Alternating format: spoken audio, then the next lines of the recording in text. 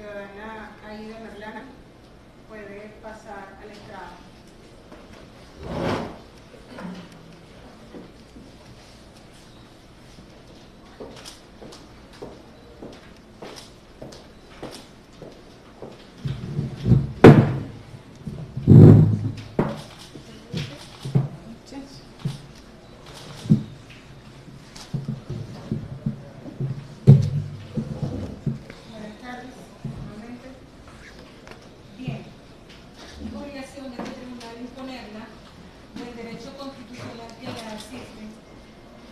Artículo 49, ordinal quinto de la Constitución de la República Bolivariana de Venezuela, el cual señala que ninguna persona podrá ser obligada a confesarse culpable o declarar contra sí misma, su cónyuge, concubino o concubina o pariente dentro del cuarto grado de consanguinidad y segundo de afinidad. La confesión solamente será válida si puede hecha sin ninguna coacción de ninguna naturaleza. En este estado tiene la palabra, señora. Muchas gracias, señora jueza. Primero que todo, quiero pedirle excusa a la República Bolivariana de Venezuela por mi ingreso al país de una manera ilegal. Pero quiero manifestarles a todos que mi desesperación me llevó a tomar la decisión de buscar refugio en este país, ya que soy perseguida por el presidente de mi país, Iván Duque, con la intención de asesinarme luego de la fuga organizada por una clase política dirigente en el país en la colaboración de Vargas Lleras y el exfiscal general de la Nación. Yo fui condenada a 15 años de prisión por delitos que no cometí. Fui objeto de un allanamiento viciado que se realizó en mi sede política cuando aspiraba al Senado de la República. En ese allanamiento, y como lo pueden ver las imágenes que yo mostré y denuncié ante la Fiscalía General de la Nación y se la entregué a los medios de comunicación para que fuesen testigos de lo que me ocurrió,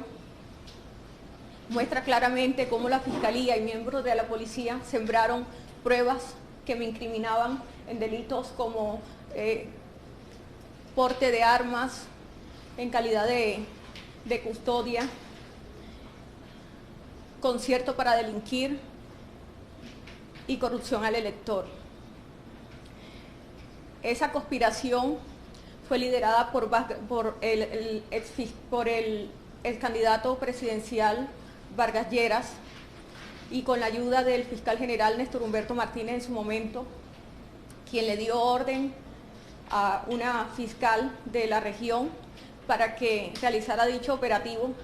en el cual fueron implantadas todas las pruebas que se colocaron en mi contra.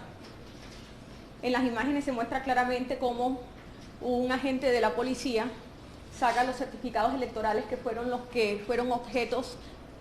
para incriminarme y lo saca de su gorra, luego lo guarda en su chaqueta y posteriormente lo guarda en un gabinete. Asimismo también como un policía saca de su chaqueta unos cartuchos de fusil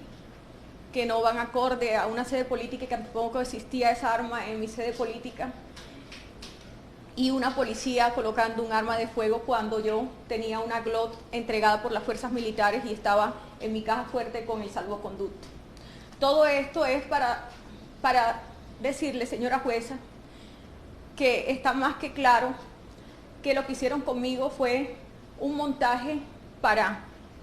quitarme del paso, y no solamente para eso, para inhabilitarme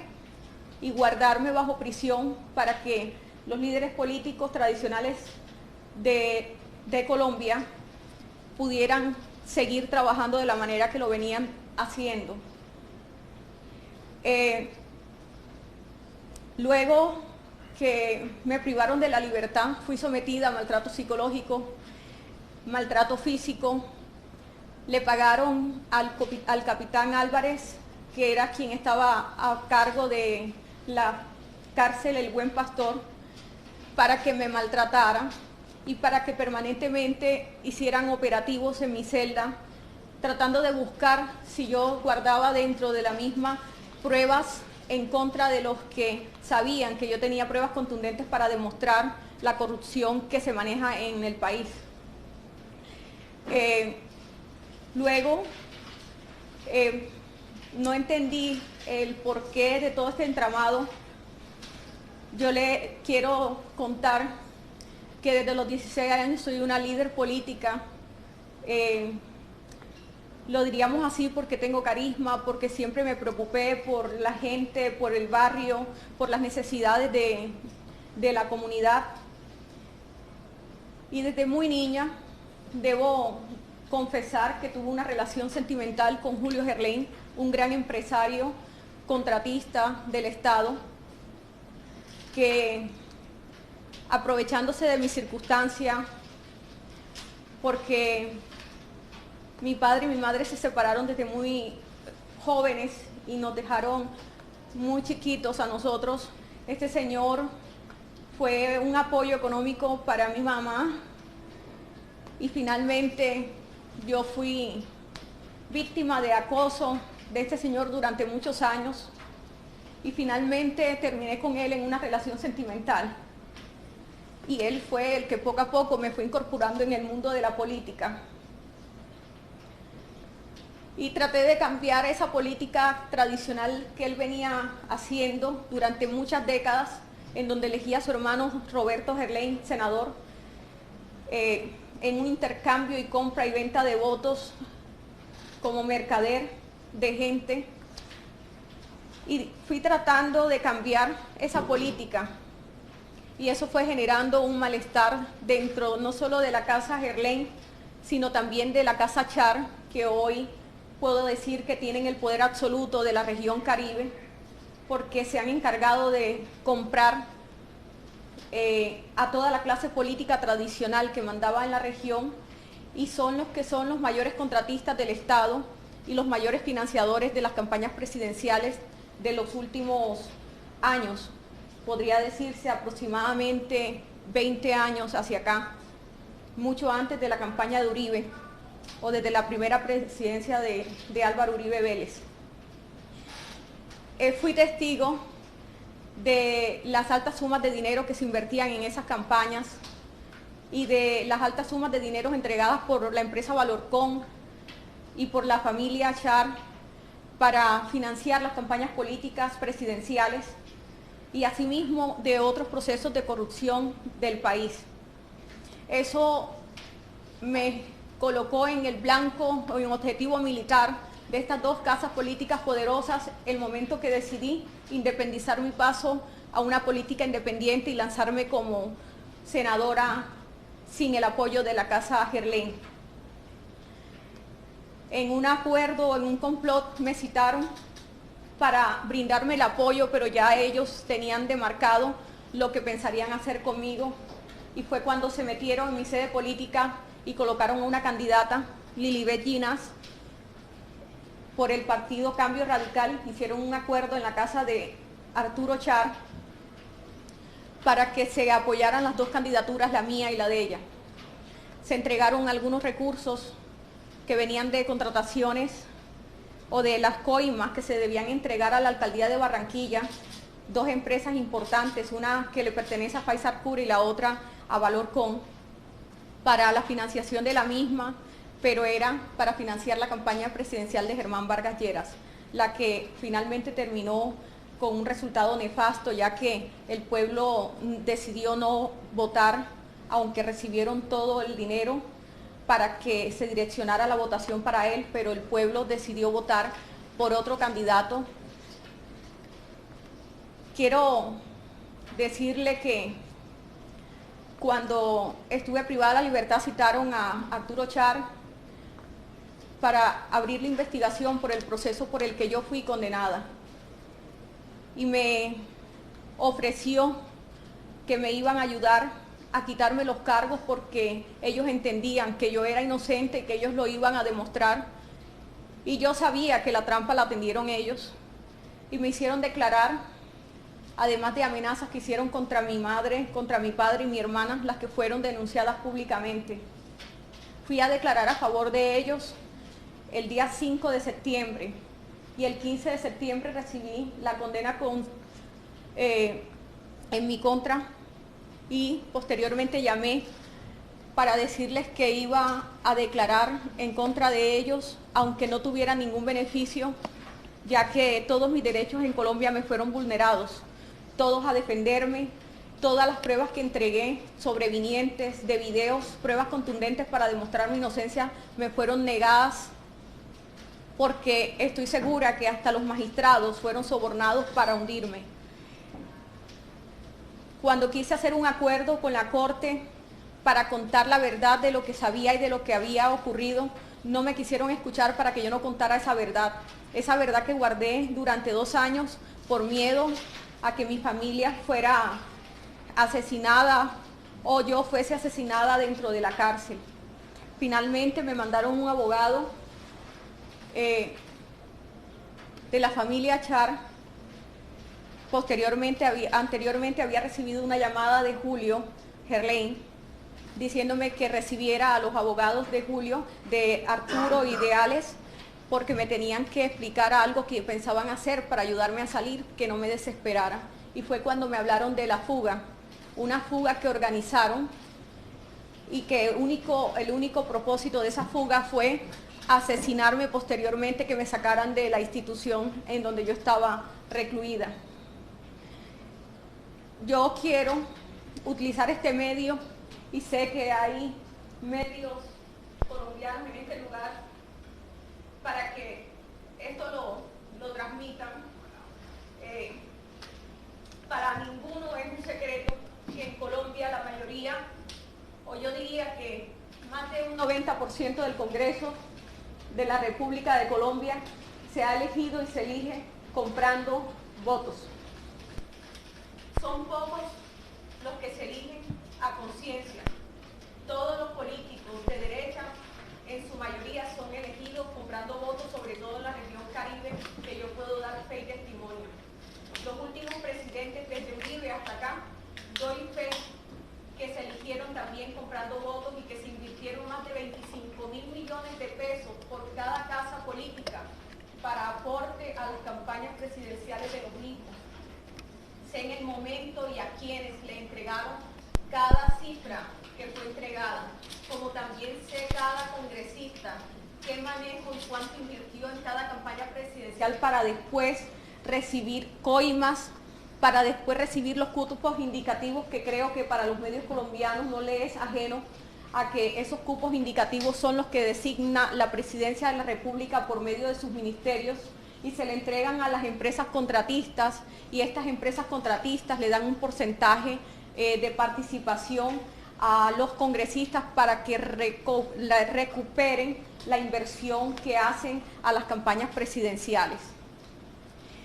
Toda esta información que yo tengo y que tengo pruebas, que tengo videos, que tengo audios, que tengo no solamente eso, que también tengo pruebas escritas, contratos y licitaciones que fueron hechas amañadas. Todas estas pruebas hicieron un blanco fácil para mí para querer asesinarme. No solamente 2 casas políticas importantes de la región Caribe, sino también del presidente que tenemos hoy en Colombia, y es el presidente Iván Duque, para cuidar las espaldas de su jefe Uribe, que para nadie es un secreto, y también para cuidarle las espaldas al fiscal general de la Nación, Néstor Humberto Martínez, a quien le tengo grandes secretos, como el momento en que lo eligieron el ministro de ministros, el superministro, y fue nombrado como cuota política de la empresa Odebrecht y de Luis Carlos Sarmiento Angulo, para garantizar que toda la contratación entregada a la empresa Odebrecht fuera destinada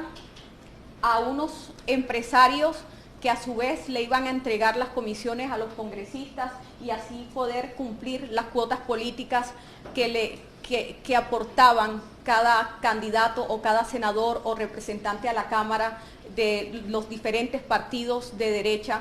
ya que los de izquierda nunca participan en el tema que es conocido popularmente en Colombia como la mermelada.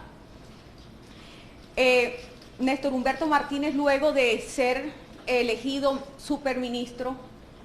con el objetivo de garantizar la contratación y el flujo de los recursos para poder recuperar la inversión que se hizo en las campañas presidenciales, la inversión que hizo Luis Carlos Sarmiento Angulo y también la empresa Odebrecht, entre otras empresas.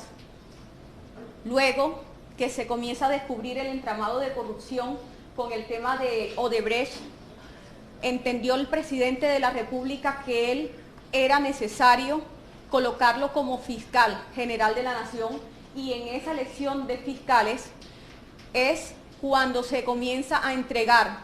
unos cupos indicativos a los congresistas que votaron a favor de la candidatura de Néstor Humberto Martínez para que se eligiera fiscal general de la Nación, del que yo no apoyé, pero que sí sé lo que se entregó a cada congresista para que apoyaran la candidatura y elegirlo fiscal general de la Nación. Una vez se hace fiscal general de la Nación, comienza a taparle toda la olla podrida a cada político, no solo de la región Caribe, sino de toda Colombia, a tapar todos los espacios y todas las denuncias colocadas a nivel nacional de todo lo que tenía que ver con corrupción y enlodar a la presidencia de la República, porque no es solamente una presidencia la que está enlodada, son una presidencia tras otra y es como un castillo de naipes que va al caer uno, caen todos. Él tenía que garantizar que todo quedara tapado, pero ahora que se ve inmerso en una investigación, él sale de Colombia y a él no lo persiguen cuando él es uno de los corruptos más grandes que tiene la República de Colombia. Germán Vargas Lleras fue el encargado, como desde que estaba en la vicepresidencia, de garantizar, junto con el fiscal general, que no era en ese momento fiscal sino superministro, de repartir toda la contratación, y finalmente tiene todo el manejo. Cuando no se elige presidente y yo le quito el apoyo político y decido no votar por él a la presidencia, es que organizan toda la trampa que me hicieron para que yo quedara enlodada. Y yo me pregunto, señora jueza, ¿cómo es posible, si todos saben en Colombia que toda la clase política de derecha en su mayoría son elegidas con compra de votos, y que mi candidatura no fui yo la que la organizó? Todos saben que yo soy candidata política de Julio Gerlain y que fui apoyada por Arturo Char, y termine yo presa y condenada a 15 años cuando los verdaderos responsables y los verdaderos corruptos están libres en su casa, y hoy ostentando un espacio tan importante en el Congreso de la República como presidente, y es el senador Arturo Char, y hoy es presidente del Congreso de la República, cuando fue él quien organizó junto con Julio y una empresa del distrito que trabajaba para el distrito, los que organizaron mi campaña al Senado de la República. ¿Por qué terminé yo siendo condenada? ¿Por qué después inventarse una fuga cuando han podido claramente ayudarme a demostrarle a Colombia mi inocencia con las pruebas que yo tenía? ¿Por qué organizar una fuga para luego querer asesinarme? Y yo quiero que los periodistas que están presentes entrevisten al señor Duque y les pregunten por qué razón, luego de 4 días de mi fuga, es que él decide cobrar una recompensa de 50 millones de pesos. ¿Y por qué el día 16, después de mi fuga, él decide aumentar a 200 millones mi recompensa? Y yo les voy a decir por qué y cuál es la razón. Porque el señor Duque supo todo el tiempo dónde yo estaba, dónde me encontraba, pero no me podían asesinar en el lugar donde yo estaba guardada, donde me tenían secuestrada, porque yo no estaba fugada. A mí me secuestraron luego de que yo me lanzara de la cuerda y me montara en esa moto, y me llevaron a un lugar en donde nunca me sacaron y donde me les fugué por primera vez, y fue en la ciudad de Bogotá. Y me fui con uno de mis captores y dieron con el muchacho, y luego que dieron con el muchacho, el día 15 que yo me les escapo en una finca que estaba en las afueras de Valledupar, en una finca donde decidieron matarme, y los mismos raptores, los que me tenían, me confesaron uno de ellos cuáles eran las intenciones,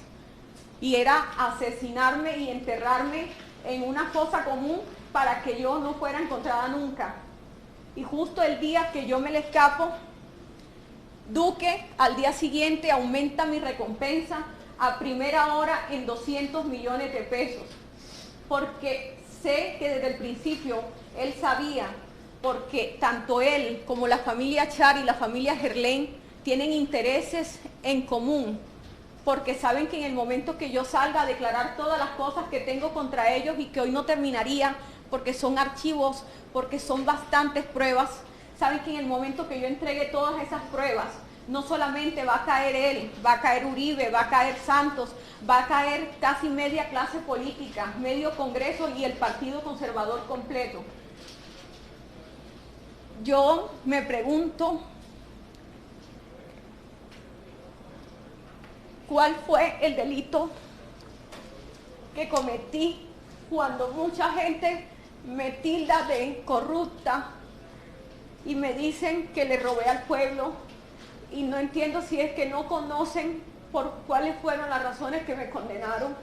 Y yo nunca le pedí un puesto a ningún ministerio, nunca pedí una comisión, nunca me conocieron la cara en ningún ministerio. He sido una mujer transparente, hice parte de la Comisión Segunda. Y en la Comisión Segunda, como presidente, tuve la mejor presidencia en los últimos años. Proactiva, todas las iniciativas fueron en mejora del país. Hice los mejores debates en contra de los ministros cuando consideré que no estaban haciendo un buen trabajo. ¿Cómo le destruyen la vida a una persona? Y resulta que yo debo quedarme esperando que me pudra en una prisión por delitos que yo no cometí. Y luego me dan una esperanza de que voy a salir y compran unos tiquetes a Barbados. Y los medios de comunicación saben a qué me refiero, porque yo no sé de dónde salió que yo compré unos tiquetes a Barbados y ya estaban comprados unos tiquetes a Barbados. Lo que querían mostrar era que yo me fugué y estaba en una isla paradisíaca, o quizás disfrutando de la vida con otra identidad, pero no era esa la realidad era que iba a estar asesinada, enterrada y olvidada, y todos pensando que yo estaba quizás en algún lugar huyéndole a una condena a la que no le tenía miedo. Yo no tengo miedo a ser condenada por delitos que la justicia considere que yo cometí, siempre y cuando, como digo, la palabra justicia lo hagan en franca ley y no implantando pruebas falsas, porque no tengo por qué pagar una condena sobre unos delitos que yo no he cometido, porque me considero una persona, y lo vuelvo a decir, inocente de lo que se me acusa. Y yo le pido al presidente de este país que por favor, si este caso se tiene que llevar a tribunales o a instancias internacionales, que por favor me ayude, porque yo soy víctima del Estado de la República de Colombia en cabeza de Iván Duque, porque sé lo que tramaron en mi contra. Y no solamente eso, me pusieron a cosas terribles en la finca donde me tenían secuestrada en Valledupar.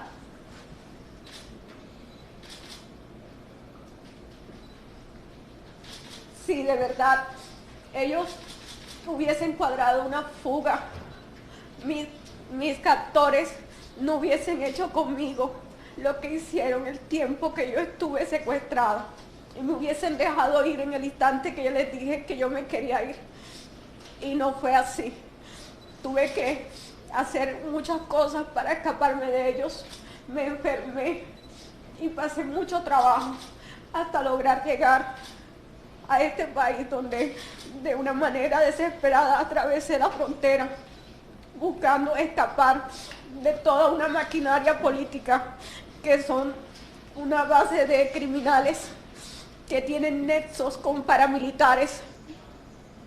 y que quisiera también que pude mirar, después de todas las cosas,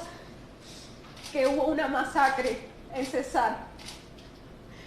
Me parece raro, me parece un poco sospechoso que mataron a 3 personas en un municipio de Cesar, y no sé si quizás fue en el mismo lugar donde me secuestraron, y no sé si de pronto son las mismas personas que me tenían secuestradas y a las que me les fugué en retaliación o quizás para evitar que confesaran quienes los habían contratado para lo que querían hacer contra mí. No estoy asegurándolo, pero hoy pienso cualquier cosa. Y cómo es posible, si yo regreso al país, si regreso a Colombia, quiero que antes de regresar, toda Colombia sepa la verdad de lo que tienen que saber y por qué todo lo que hicieron en mi contra. ¿Por qué no se preguntan cómo condenan a una persona por una práctica que la cometen todos los políticos tradicionales de derecha? Porque no soy la única persona a la que le habrían iniciado un proceso por corrupción al elector, porque en cada esquina de las regiones hay un líder comprando votos y siempre a favor de algún candidato de derecha. Eso es el pan de cada día. Esa es la manera de cómo la gente sale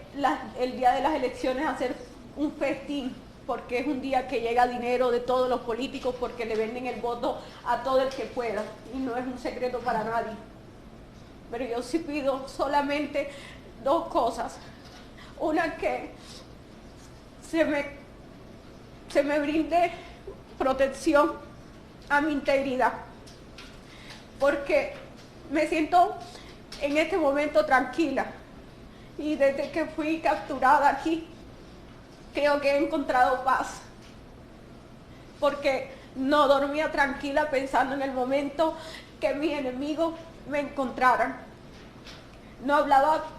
con nadie, ni con mi familia, por miedo a que una llamada fuera interceptada y dieran con mi ubicación. No le tenía miedo a las autoridades, vuelvo y repito. Le tengo miedo a mis enemigos, le tengo miedo al gobierno colombiano, le tengo miedo a la clase política que está detrás de mí y de mi muerte. Estoy temerosa por todos los que prefieren verme muerta, y estoy abierta a que, si de ser necesario, se abra un juicio aquí en donde yo pueda denunciar todos los actos de corrupción, puntualizándolos. Estoy abierta que si este gobierno permite entrevistarme con los medios que deseen saber la verdad, también estoy abierta, y estoy abierta a todo lo que el gobierno considere que es conveniente, pero pido que se tenga en cuenta también la integridad de mi familia en Colombia, que de pasarle algo a algún miembro de mi familia, sepan que los únicos responsables de lo que me ocurra son el presidente Álvaro Uribe Vélez, la familia Char, me refiero a Fuad Char Abdala, a Alex Char, a Arturo Char, y a la familia Gerlain en cabeza de su hijo Julio Eduardo Gerlain y Margarita Gerlain, hija de Julio Gerlain, quienes organizaron la fuga con la familia Char, y que estoy segura que a espaldas de su papá, Julio Gerlain, cuadraron lo de mi asesinato. Quiero pensarlo de esa manera, porque no creo que una persona con la que tuvimos una relación extramatrimonial tantos años y que quedaron frutos que por respeto no puedo decir en esta audiencia, se haya prestado para todo lo que hicieron contra mí, y que las autoridades saben, las que llegaron aquí, que lo que estoy diciendo en cuanto al maltrato que recibí en Valledupar es cierto.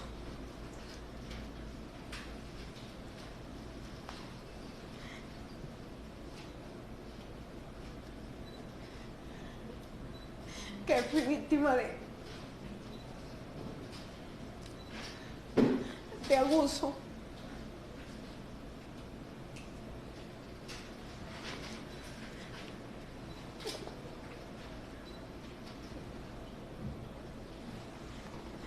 que me lanzaron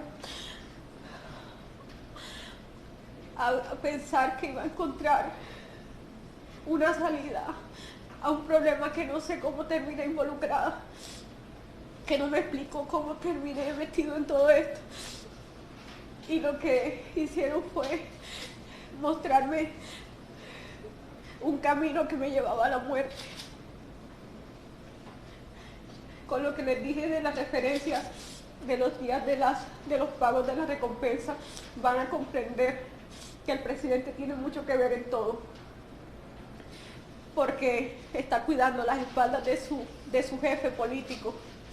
y también las espaldas de los candidatos presidenciales anteriores, de los presidentes anteriores, y sobre todo la del exfiscal Néstor Humberto Martínez, porque si cae Néstor Humberto, cae media clase política colombiana.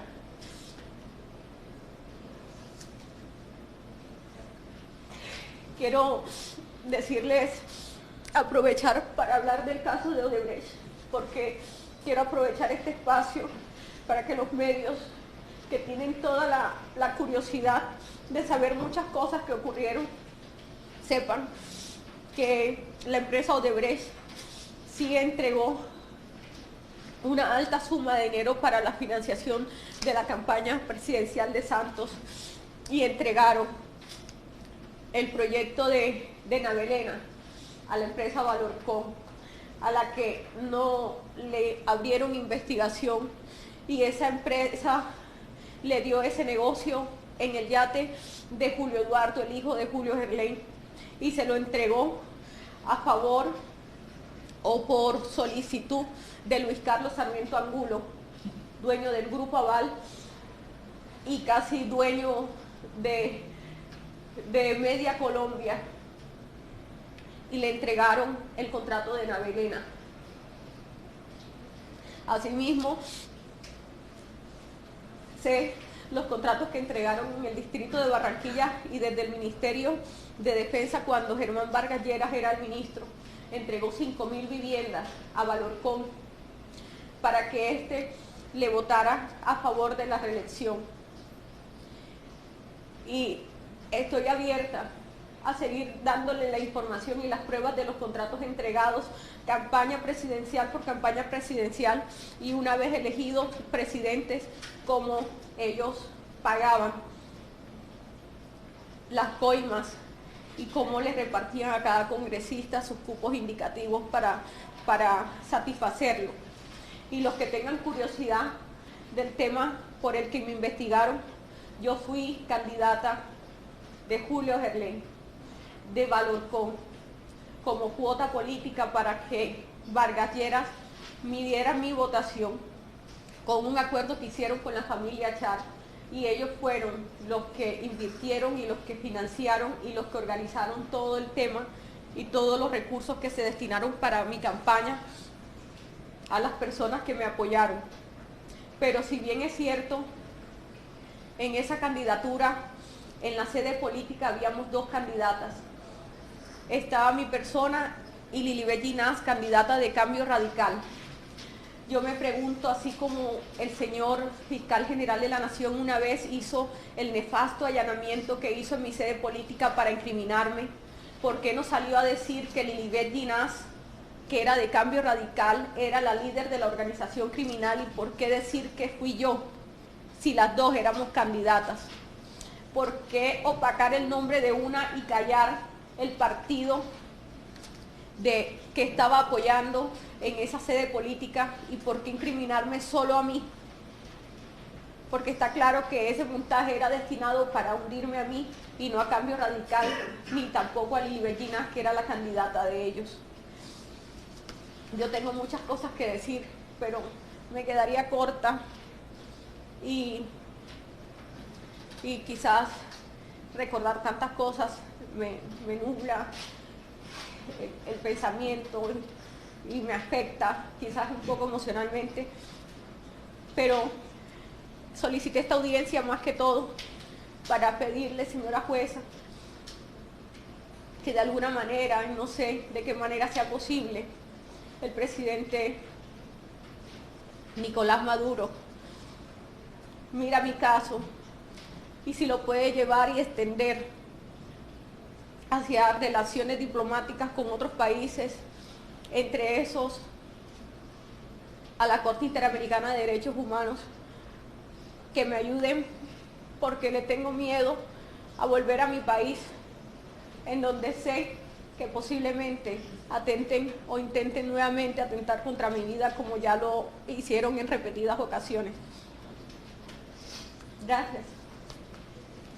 Bien, gracias. ¿La defensa tiene alguna pregunta para la ciudadana Aida? No, ciudadana, bueno, en este momento no tiene ninguna ¿El pregunta. Ministerio Público? Bien. El tribunal sí tiene una pregunta, señora Aida. Fíjense. ¿Tuvo usted la oportunidad alguna vez de realizar una declaración como esta en su país, en su proceso? No, señora jueza, a mí no me permitieron en mi país declarar, y las veces que lo solicité,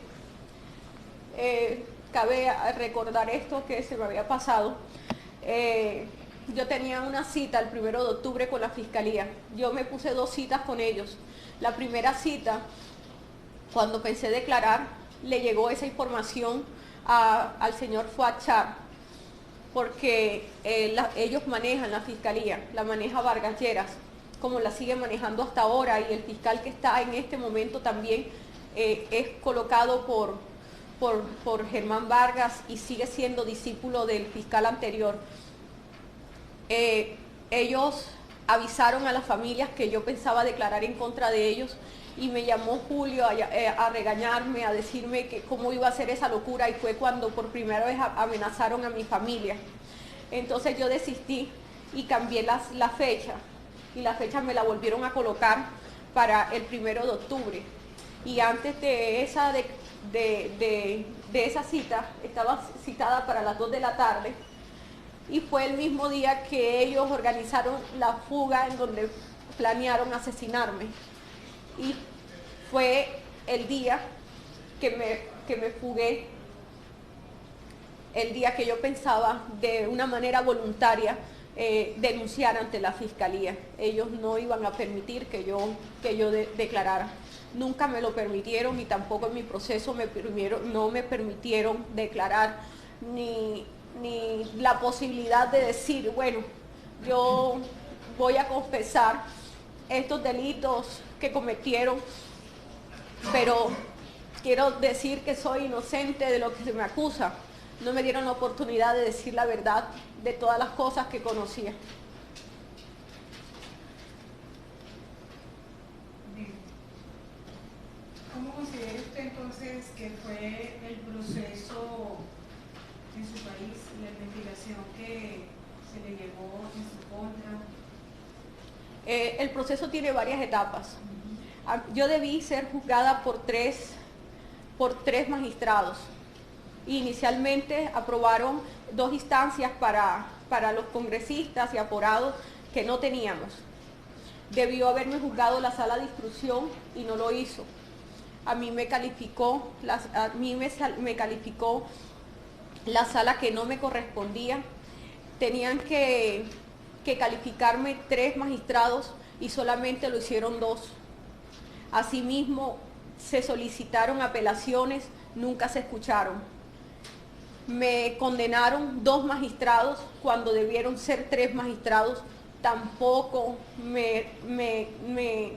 concedieron el derecho a tener 3 magistrados, porque desde el principio considero yo, y lo voy a denunciar también, considero que los magistrados hicieron parte de todo el entramado en mi contra para terminar de hundirme y no permitirme una defensa legítima. Asimismo, está en apelación la condena, y estoy segura que con todos los intereses económicos y políticos del país, y como yo no soy poderosa, como yo no soy el único poder que yo tengo es el cariño del pueblo, porque dinero no tengo, y tampoco una maquinaria política, y el pueblo desafortunadamente no puede hacer nada para ayudarme en un proceso donde se mueven es con recursos económicos, porque allá las decisiones las toman con dinero y con favores políticos, y yo no tengo mucha influencia política, a pesar que fui la mayor votación. Cuando me elegí diputada, fui la mayor votación del Departamento del Atlántico y de toda Colombia. Fui la mayor votación de la historia del departamento, a pesar de que fue mi primera aspiración, cosa que no le gustó a la clase política tradicional, porque vieron de qué manera tan rápida yo crecí. Para los que algunos dijeron o piensan que de una manera arribista crecí, no. Yo trabajé desde los 16 años y lo que fui me lo gané a pulso, tocando a la gente, conociendo a la gente, escuchando a la gente. Y la gente se le puede comprar el voto, pero la gente termina votando por lo que quiere a la final. Y la gente quería las propuestas que yo tenía. Cuando me elegí representante a la Cámara, también me elegí con la mayor votación del departamento y la segunda votación a nivel nacional. Y eso tampoco le gustó a la clase política tradicional y me vieron como un peligro eminente para ellos. Cuando se mostró mi nombre para la alcaldía de Barranquilla, eso también fue peligro para la clase tradicional del departamento. Y yo siempre fui un peligro, no solamente por lo que representaba políticamente para ellos, sino también por toda la información que manejaba. Y en el momento que decidí independizarme, porque entendí que hay caminos diferentes de hacer política y eran los caminos que yo quería emprender, decidieron cobrarme la decisión de independizarme y quizás sintieron temor de que yo denunciara todas las cosas que sabía cuando me enfrentara políticamente contra ellos y les echara en cara todas las cosas que sabía de ellos, cosa que no pensaba hacer porque quiero a mi familia, pero luego del daño que me han hecho tan terrible, después de caer presa, sin entender el porqué, de tener un hijo adolescente que cayó en problemas de drogadicción a raíz de mi problema, mi hija hundida en una depresión, que era mi familia. Pienso que ya en este momento no tengo más nada que perder, excepto la vida, y es la que estoy pidiendo que este gobierno me proteja, ya que en mi país no tengo garantías.